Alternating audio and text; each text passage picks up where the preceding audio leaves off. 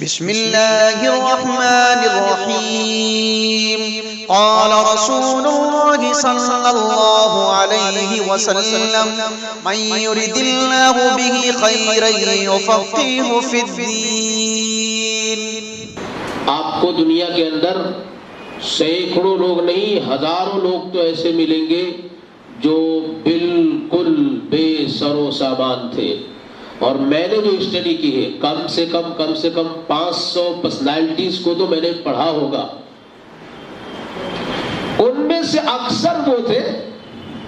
یا تو وہ فائنینشلی بہت پور تھے، یا ان کے ماں باپ میں سے کوئی ایک نہیں تھا، یا دونوں نہیں تھے، یا شروع میں ٹیلنٹ نہیں دکھ رہا تھا۔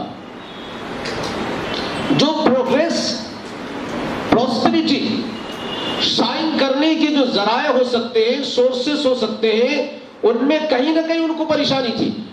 اکثر جو دنیا کے بڑے لوگ گزرے ہیں وہ شروع میں ان کے ماں باپ کا سایہ نہیں تھا ان کے اوپر، یا کھانے کے مسئلے تھے، لیکن انہوں نے نہ تو اپنی ماں کے جانے پر آنسو بہایا، نہ باپ کے نہ ہونے کا رونا رویا، اور نہ گھر میں کھانا نہ ہونے کی وجہ سے۔ اسلامک ہسٹری کس کے اندر کم سے کم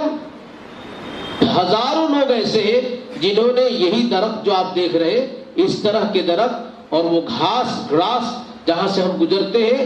سبزیاں، ان کی پتیوں کو چبا کر انہوں نے پڑھا ہے۔ ان میں سے ایسے لوگ آج بھی زندہ ہیں جن کے پاس کھانے کے لیے نہیں تھے، آج ان کے لیے لندن، سعودی عربیہ اور دنیا کے دوسرے کونے ایسے ہو گئے جیسے ہمارے لیے یہاں سے ممبئی سینٹرل سے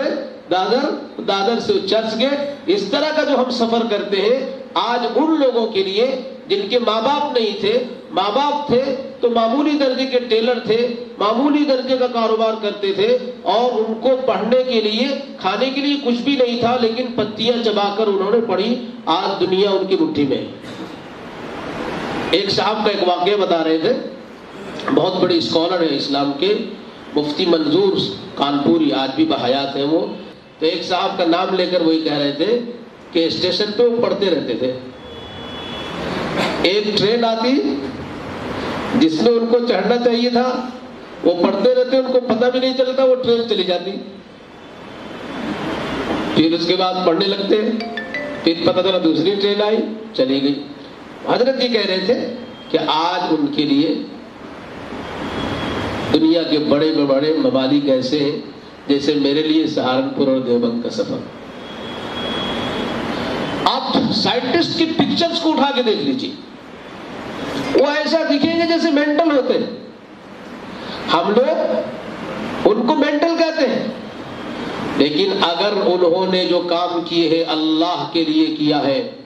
تو ان سے بڑے بزرگ اللہ والے کوئی